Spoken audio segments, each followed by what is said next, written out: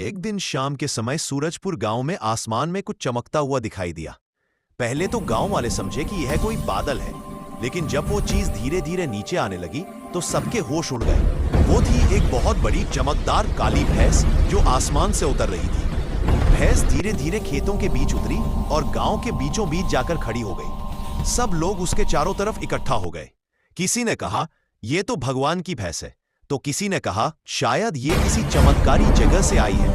भैंस बहुत शांत थी, उसने किसी को नुकसान नहीं पहुंचाया। लेकिन जब एक किसान रामनाथ ने डरते डरते उसके पास जाकर उसके गले पर हाथ फेरा तो कुछ अद्भुत हुआ।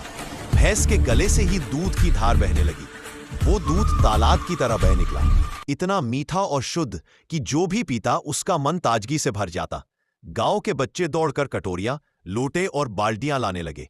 हर कोई थोड़ा थोड़ा दूध ले गया और भैंस फिर भी मुस्कुराती रही।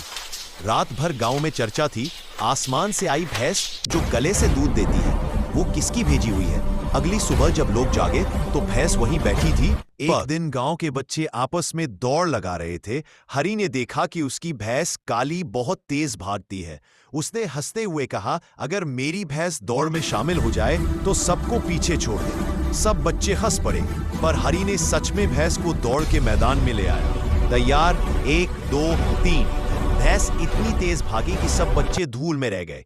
तभी शामू बोला, अरे मुझे भी घूमना है।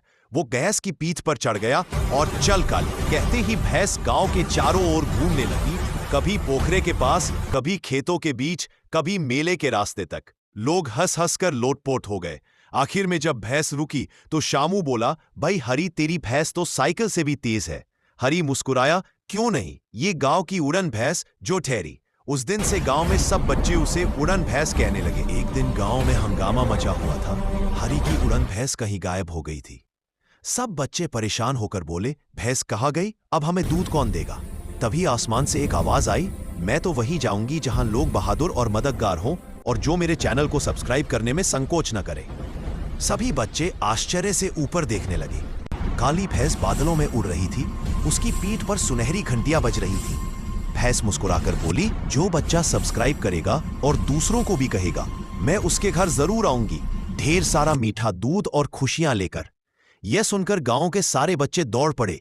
किसी ने मोबाइल उठाया, किसी ने मां से कहा, मां जल्दी सब्सक्राइब करो, भैंस हमारे घर आएगी।